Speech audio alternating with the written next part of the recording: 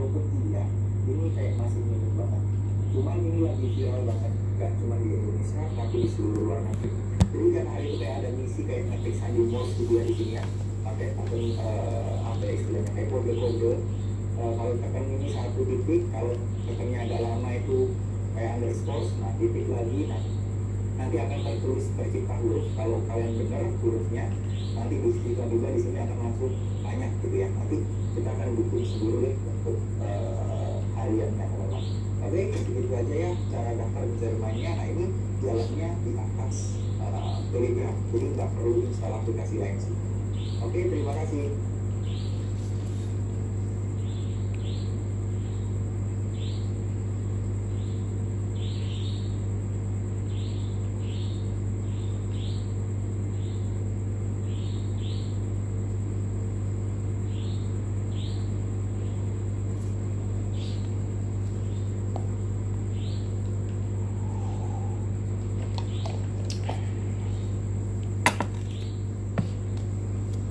Panasnya matahari, bikin aku ngefek.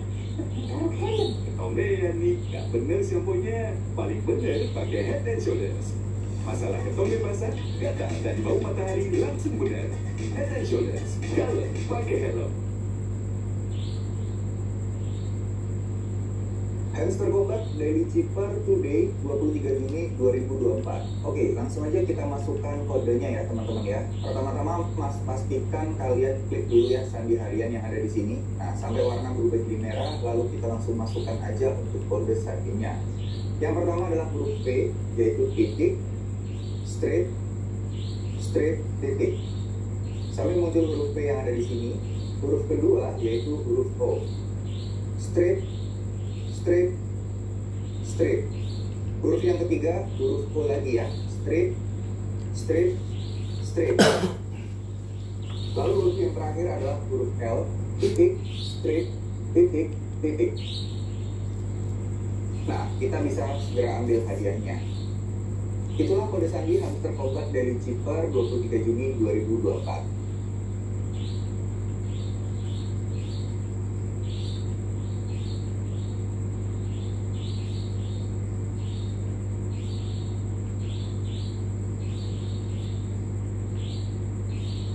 Hamster Combat Daily Cheaper Today 24 Juni 2024. Oke, langsung aja kita masukkan ya. Pertama-tama kita pilih yang tengah ini, sandi harian.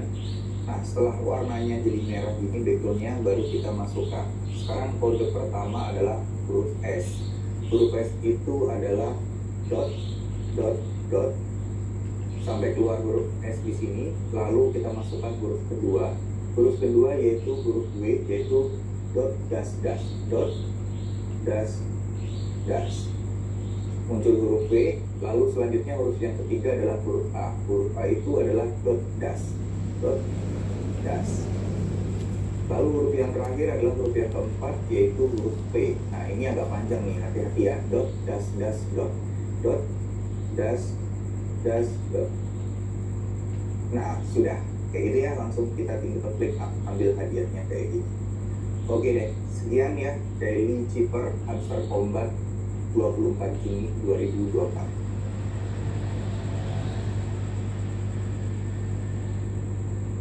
Hamster Combat Daily Cheaper tanggal 25 Juni 2024. Oke, jadi kita akan langsung masukkan kode sandi ya. Daily Cheaper Hamster Combat Today. Kita pilih aja yang bagian tengah, ketik tombol sandi sampai ada warna merah di sini. Lalu mulai aja kita ketukkan kode sandinya.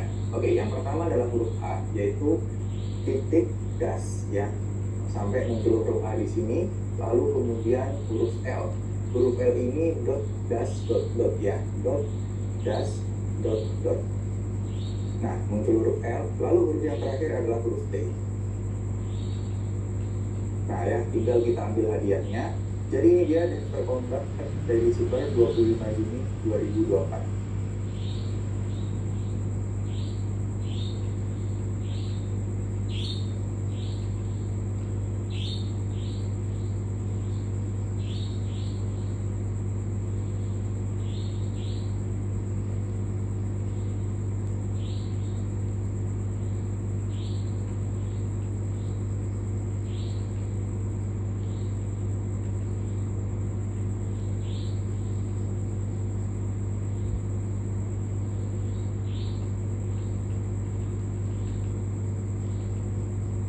siapa pencipta manusia?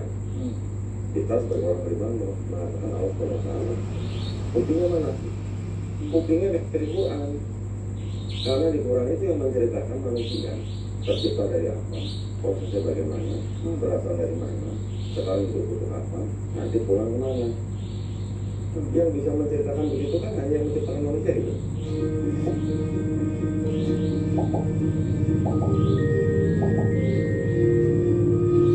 Ya, ada saya saat mewawancarai Felix Xiao, ya Ustaz Felix Xiao. Wah, yang nonton banyak banget dan banyak komen. Undang Doditan dong. Wah, siapa bilang Doditan? Saya 3 hari 4 hari, tapi banyak sekali musuh-musuh Doditan. Saya cari di YouTube. Ini orang gila juga. Dan Doditan dan sini, terima kasih udah bergabung tadi. Alhamdulillah bisa ketemu Raja Kuis. Saya pergi ke Kandung berarti ya. Kalau Kandung Helmi ini dulu tontonan saya waktu masih kecil. Serius bener. Semua kuis satu nonton. Bang Helmi, Bang Tantowi ya. Oh gitu ya Allah. What's to be millionaire. Buat sambil millionaire, wah keren bener itu ya. Kalau menarik dengan pakaian selalu otomotif, Ducati lah, apalah itu. Fenomena apa gitu ya. Dan perbandingan agamanya dulu saya sempat menikmati Zakir Naik. Oke. Jadi waktu satu hari saya kalau nggak salah umroh. Bukan, waktu di bis itu diputar Zakir Naik. Ini orang siapa gitu. Gila ya, hafal ayat sekian, ayat perbandingan agamanya luar biasa. Ya ternyata di Indonesia ada juga gitu. Kalau saya nggak sampai yang kayak dia. Beliau kan ibu juga menguasai, juga menguasai kebenaran negara. Tapi sempat meninggalkan Zakir Naik. Saya salah satu yang menjadi inspirasi saya untuk menjadi hidayah adalah beliau. Sebelumnya adalah guru beliau. Siapa namanya? Almarhum Syekh Hamid Hidayat. Hamid Hidayat. Semua video awal kami dia saya nonton. Sudah habis, nggak ada yang tonton lagi. Beralih ke Dr. Zakir Naik. Semua video saya tonton. Sampai akhirnya beralih lagi ke kayak macam Syekh Yusuf Estes, Ustadz Muhammad Ali Khan, Ustadz Husaini dan sebagainya. Setelah saya masuk Islam, baru saya belajar Islam lebih banyak lagi dari ustadz-ustadz kita di Indonesia. Jadi hari ini kita tidak akan berdebat agama ya, Iya. karena agama kita sama gitu. Iya, sesama muslim nggak boleh berdebat. Boleh berdebat untuk hal yang positif gitu. Memang dulu agamanya apa? Dulu saya dari Kristen. Kristen. Keluarga sendiri Kristen. Benar. Protestan. Terus apa yang membuat akhirnya Dodi memutuskan untuk masuk Islam? Ceritanya sih mungkin biasa aja ya. Jadi awalnya tuh karena memang dari kecil saya sudah memang menjadi anak gereja. Dari kecil udah dibawa gereja gitu ya. Jadi ini namanya bisa tambahkan ya? Iya, Cilacap. Tapi udah nggak di penjara juga. Ada sekolahnya gitu ya. Terus. Jadi dari kecil memang sama nenek saya tuh sama mama saya tuh saya udah dijadikan anak gereja dari kecil. Sampai dari bakti, remaja, aktif segala macam. Jadi kita tumbuh dan besar memang di gereja. Di lingkungan gereja. Di lingkungan gereja. Gereja udah seperti rumah gue. Jadi saya tumbuh besar di gereja sampai akhirnya keluarga saya hijrah ke Jakarta. Oke. Ya masih meneruskan gerejanya sampai saya berumah tangga, sampai punya anak segala macam itu masih gereja semua. Terakhir tuh kira-kira 2007 lah ya. Tiba-tiba ayah saya masuk Islam. Ayah saya duluan. Oke. Ya memang waktu itu ayah pisah sama mami ya. Tapi saya ngeliatnya ayah saya tuh gimana ceritanya gitu ya, seumur hidupnya dia dari kalangan Tionghoa. Tionghoa kan memang ya kalau nggak Konghucu Buddha ya, tapi kan akhirnya banyak dari keluarga Tionghoa memang mengikuti agama penjajah kita dulu, masuk dalam Kristen. Kok tiba-tiba bisa masuk Islam gitu? Umur berapa ya masuk Islam? Waktu itu sudah sekitar berapa ya? Mungkin sekitar 50-an. Oke. Nah, saya mikir, kok bisa ya? Dari Konghucu, Kristen, bahkan tidak bisa khotbah, persekutuan ya. Tiba-tiba masuk Islam. Tapi saya amati, mungkin ini karena pergaulannya. Tapi dari kecil sebenarnya saya nggak punya interest negatif tentang Islam. Benar. Karena saya juga tumbuh di kampung yang banyak Muslim di Cilacap. Jadi saya yang berpikir begini, kan kita juga sudah sering baca kitab kita gitu kan, Jadi yang saya ketahui waktu itu Islam dan Kristen itu hanya seperti dua orang anak, beda emak satu bapak juga. Ya kan, kita juga mengetahui di dalam kitab kita ada nama Ishak, ada nama Ismail, gitu ya. Ada Abraham bapaknya dari dua istri yang berbeda, dan Hagar gitulah. Jadi saya berpikir Kristen itu dari Ishak, Islam itu dari Ismail. Kita menyembah Tuhan yang sama. Gitu. Ya, impresi saya begitu dari kecil sampai remaja sampai dewasa. Tapi belakangan ternyata kan Islam banyak di fitnah ya, di media. Di Indonesia kita juga bisa melihat ya, media-media memang banyak juga yang waktu itu mendiskreditkan Islam di luar apalagi. Sampai akhirnya kita mendengar istilah Islamofobia. Ya, betul kan? Kan nggak ada Kristenfobia, kan nggak ada. Adanya Islamofobia kan. Nah waktu itu saya jadi mulai berpikir apa benar Islam begini gitu. Menakutkan. Iya, jadi kan apalagi dulu waktu peristiwa WTC lah. Iya, ya, 9/11. Gimana itu? Ya. Saya waktu itu ingat ketika saya mendarat di Bandara Lama yang di Bangkok, TV memperlihatkan peristiwa WTC sedang ditangkap pesawat. Udah gitu yang disebut-sebut adalah Islam semua. Ya. Jadi yang tadinya saya nggak punya impresi negatif, saya jadi bertanya-tanya apa benar Islam begini. Akhirnya ketika 2000 saat itu WTC masih belum bisa. Belum, jauh. WTC kan 2001 baru saya. Nah, bapak saya masuk kurang lebih 2007. Oke. Nah, 2012 saya baru melihat videonya almarhum saya menjadi itu. Nah, dari itu sebagai Kristen gitu ya, nonton videonya dai gitu. Dia ngomongin Bible saya gitu. Kan paras dong. Nah, ketika dia banyak ngomong Bible tuh begini, dan juga banyak kontradiksi, kemudian banyak ayat yang tidak otentik, kemudian juga sangat-sangat diragukan bahwa itu adalah firman Tuhan, ya walaupun masih ada, itu sisanya. Saya jadi nontonnya sambil buka Bible. Saya dulu udah familiar banget dengan kitab gitu kan. Ya. Jadi begitu dia sebut kitab ini pasal sekian, ayat sekian, saya cepat bukan. Sampai meja kerja saya tuh penuh dengan catatan kertas post-it itu yang bisa lepas tanggal post-it yang kuning itu. Meja kerja saya tuh penuh dengan catatan. Lama-lama saya pikir kayaknya kok benar juga kalau dia ngomong. Jadi akhirnya saya riset mandiri cari tahu apa benar yang dia ngomong gitu. Dan saya ternyata dapat jawabannya dari kalangan Kristen, bukan dari kalangan mana. Oh ternyata begini ya. Akhirnya saya dapat buktinya dari kalangan Kristen juga.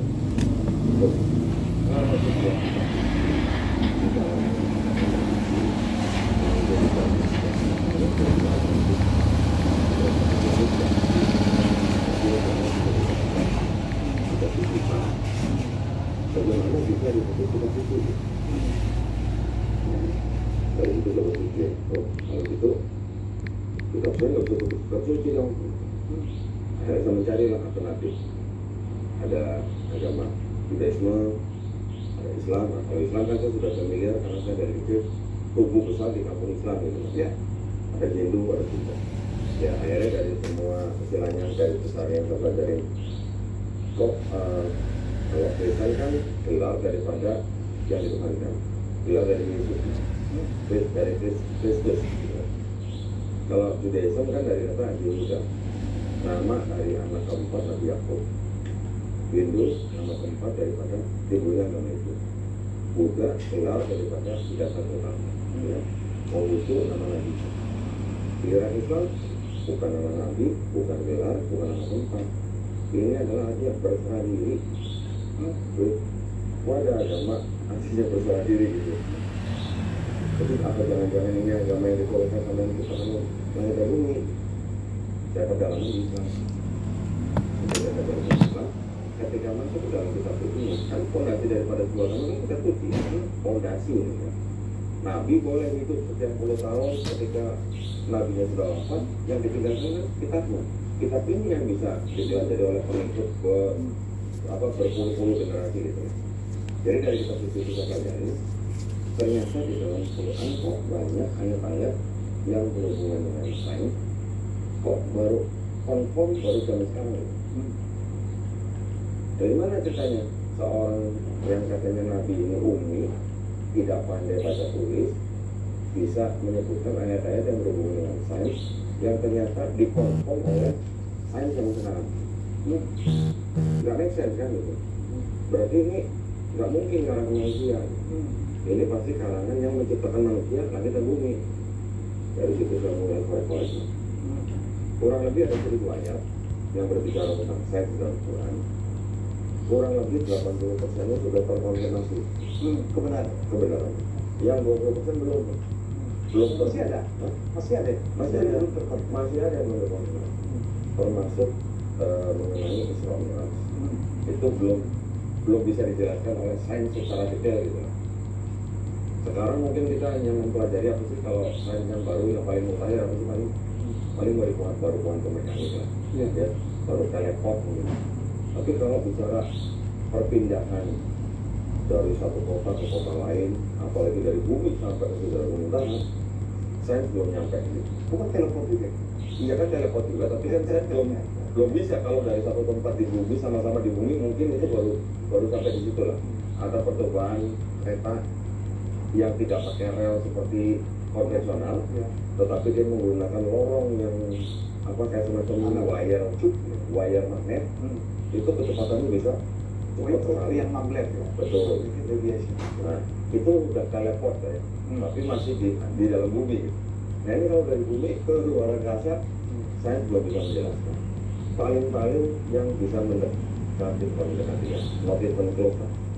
Kecepatan cahaya kurang lebih 295.000 sekian kilometer per detik, ya, per detik.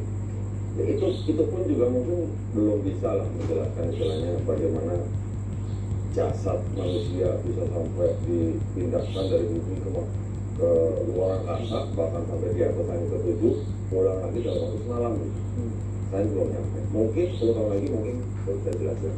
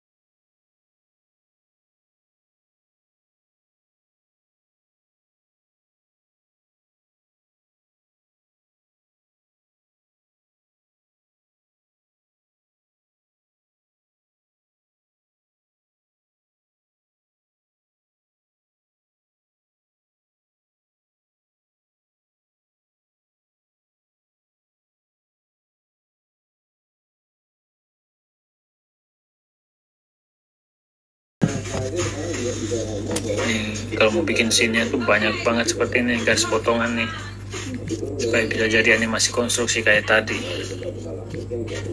Scene-nya banyak banget. Fungsi scene itu ya kayak gitu, bang, untuk membuat animasi konstruksi. Nah jadinya kayak gini nih. Fungsi scene-nya itu untuk membuat animasi konstruksi kayak kacang merah ya. Bang, minimal spek laptop Acer untuk paling sipil apa, bang?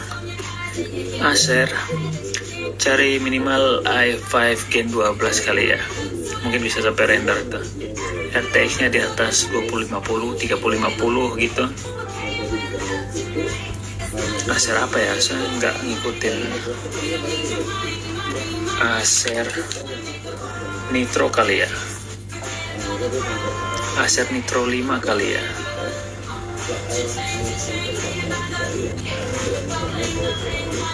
Ambil dari 3 warehouse bukannya bisa, bang, rangka, tapi bisa sih, bang, tapi kalau yang nggak sesuai sama ukuran yang kita mau ya bikin manual, udah gampang aja kok, cuma lama dikit. Soundnya dong nggak boleh di zoom in. Nah ini seperti ini ya, kayak sound pendopo lah, standar saja sini ya. Angga bisa putar cara buat scene gimana bang? Wah, yang bikin scene ini yang bikin lama bang, bisa berapa jam sendiri.